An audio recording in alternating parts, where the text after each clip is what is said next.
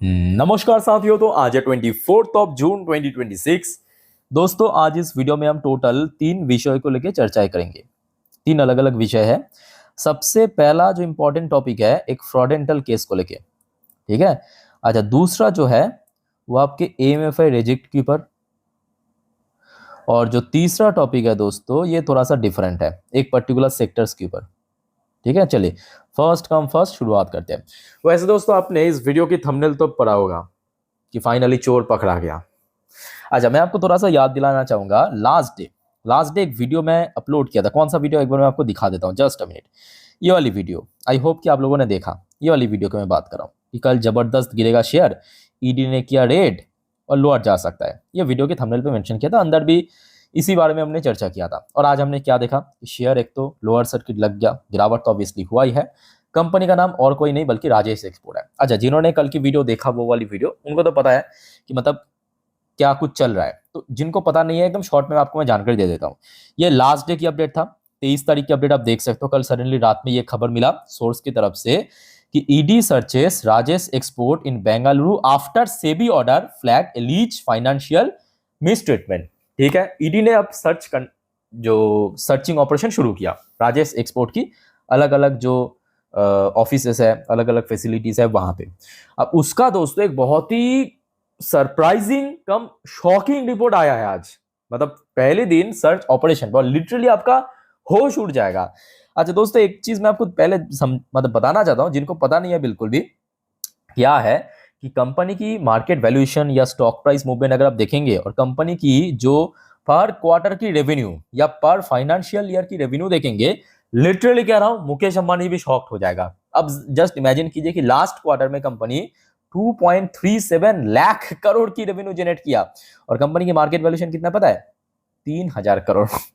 ठीक है, तो इसी सब के चक्कर में पहले तो सेबी ने इसके ऊपर एलिगेशन इंपोज किया था कि यहाँ पे कुछ घोटाला चल रहा है। उसके बाद कल से ईडी ने सर्चिंग ऑपरेशन शुरू किया। आज डे 1 की दोस्तों सर्चिंग ऑपरेशन के बाद अभी अभी जो रात में खबर आया है, Rajesh export under ED lens after probe find missing record and 3,000 crore opaque transaction. अच्छा, एग्जैक्टली आर्टिकल में क्या लिखा है मैं आपको थोड़ा पढ़ के समझाता हूं, ध्यान से मेरे बात को सुनिएगा। और इसके थ्रू आपको बहुत कुछ सीखने को मिलेगा, बहुत सारी चीज सीखने को मिलेगा। क्योंकि देखिए, मार्केट में 3-4 हजार के आसपास शेयर है बीएससी एनएससी मिला के। ठीक है, अब ऐसे घोटाला हो सकता है कि और भी कंपनी के अंदर हो रहा है, किसी को पता नहीं है। जैसे कि आज से 1 महीने पहले किसी को पता नहीं था।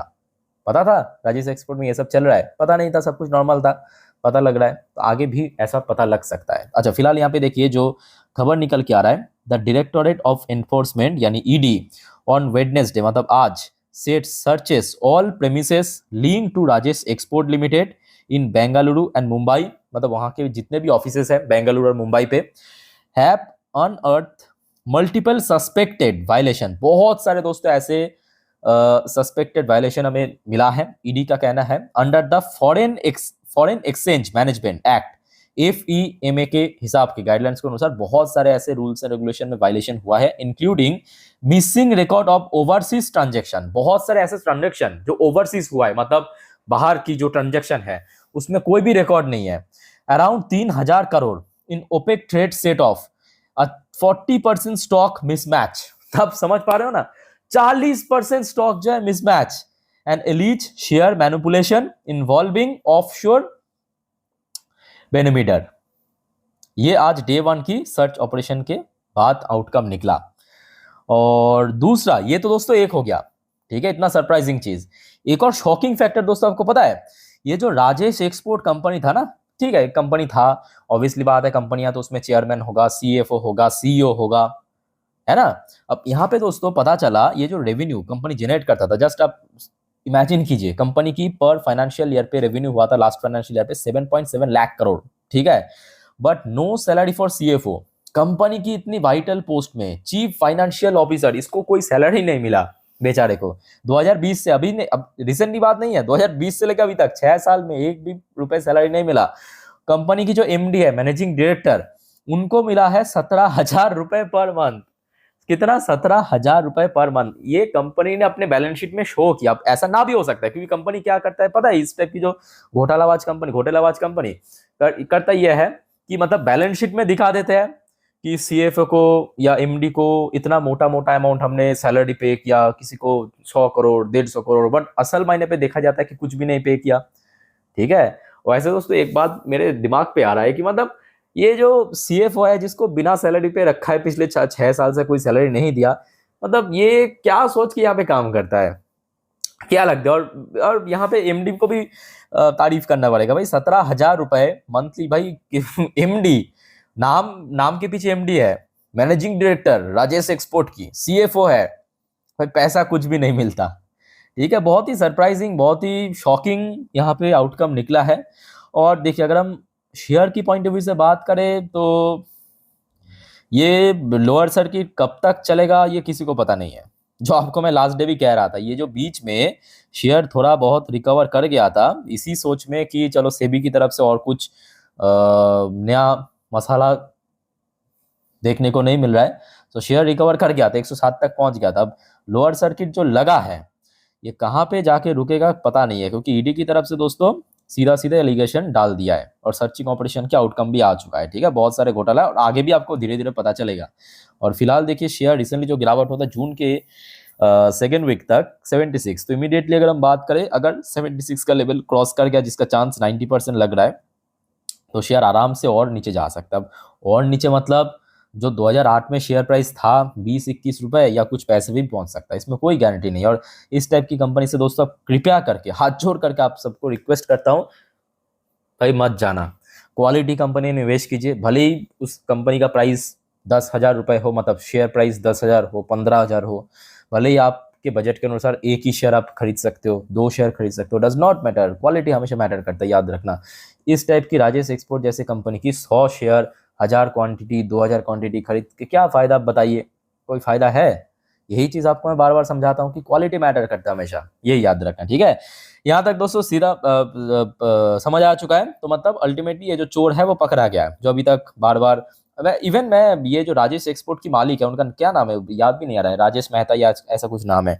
अलग अलग यूट्यूबर्स की रिसेंटली इंटरव्यू भी दे रहा था, मैं देख रहा था, एक आध देखने की समय मिला है भाई, कितना अपने आप को इनोसेंट दिखाने की कोशिश कर रहा था। अब अंदर अंदर ये सब खेल चल रहा है। खैर अच्छा दोस्तों आगे बढ़ते अगले टॉपिक पे, बट जाने से पहले एक छोटा सा रिक्वेस्ट दोस्तों आप सभी को करूंगा। पहले तो आप लोग ये मेक श्योर कीजिए आपने ऑलरेडी इस चैनल को सब्सक्राइब कर लिया, नहीं किया तो सर फटाफट इस प्रकार की जो वाइटल जानकारी मार्केट से रिलेटेड, जियोपॉलिटिकल से रिलेटेड सब कुछ मैं टाइम टू टाइम दे दूंगा, तो प्लीज चैनल को अभी सब्सक्राइब करके रख दीजिए। जैसे कि आपको मैं लास्ट डे भी दे दिया था, आगे भी दे दूंगा। आज भी आप देखिए मैं 3 इंपॉर्टेंट टॉपिक के ऊपर वीडियो अपलोड कर चुका हूं, होप कि आप लोगों ने देख लिया। सॉरी, नहीं देखा तो प्लीज जाके एक बार चेकआउट कर लेना, सारे इंपॉर्टेंट है। ठीक है, आ जाइए नेक्स्ट दोस्तों। अच्छा यहाँ पे जो अभी अभी रिपोर्ट निकल के आ रहा है, एएमएफआई आपको पता होगा, एएमएफआई एक इंडेक्स है, जैसे कि निफ्टी 50 में एनएससी, आपकी बीएससी में सेंसेक्स इंडेक्स है ना, तो एएमएफआई भी एक इंडेक्स है, उसमें भी सालों में 2 बार चेंज होता है। तो अभी सुनने को आ रहा है बहुत सारे कंपनी को लार्ज कैप से मिड कैप स्टेटस दिया जाएगा, मतलब थोड़ा सा डिग्रेड किया जाएगा। अब ऐसा नहीं कि इसमें कोई बहुत बड़ा नुकसान फुकसान नहीं होगा, बट हाँ थोड़ा सा कह सकते कि वन टाइम लूज देखने को मिल सकता है। अच्छा कौन कौन सी कंपनी का नाम है फटाफट आप नोट कर लेना, ज्यादा टाइम यहाँ पे वेस्ट नहीं करेंगे हम लोग।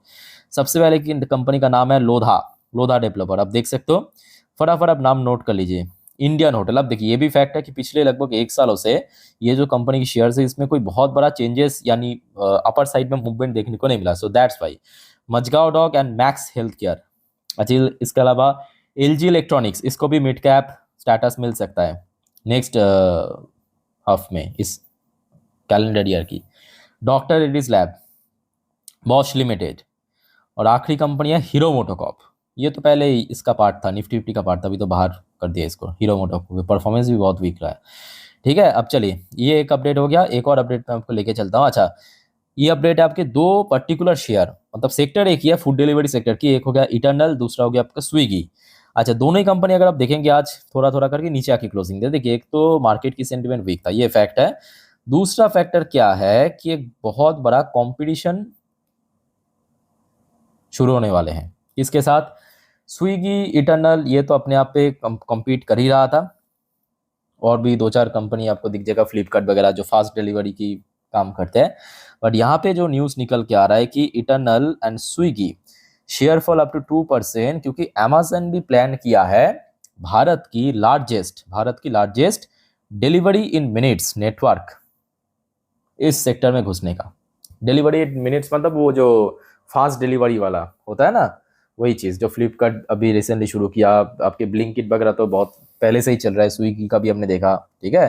तो अमेजन ने ये डिसीजन लेने के बाद कहीं ना कहीं देखा जाए जितने भी फूड डिलीवरी सेक्टर की कंपनीज है उसमें तो ऑब्वियसली इंपैक्ट पड़ेगा। इंपैक्ट क्यों पड़ेगा? क्योंकि मार्केट शेयर थोड़ा सा कम होगा, थोड़ा तो कम होगा ना, ऐसा नहीं कि एकदम खत्म हो जाएगा, ऐसा नहीं होगा, बट कुछ हद तक तो इम्पैक्ट जरूर पड़ेगा। और स्पेशली यहाँ पे मैं कहूँगा स्विगी की शेयर में ज़्यादा इंपैक्ट पड़ेगा, क्योंकि एक तो देखिए लॉस मेकिंग कंपनी स्विगी की बात करें, लॉस लास्ट क्वार्टर थोड़ा रिकवर किया, बट स्टिल 800 करोड़ की लॉस मतलब अभी बहुत लॉस है, क्योंकि इस पर्टिकुलर सेक्टर में मार्जिन उतना ज़्यादा भी नहीं होते, बहुत कम मार्जिन। आप देख सकते हो इटर्नल की 1% मार्जिन पे कंपनी काम कर रहा है, 1%, ओनली जस्ट 1% मार्जिन, फिर भी इटर्नल प्रॉफिटेबल कंपनी है, ठीक है।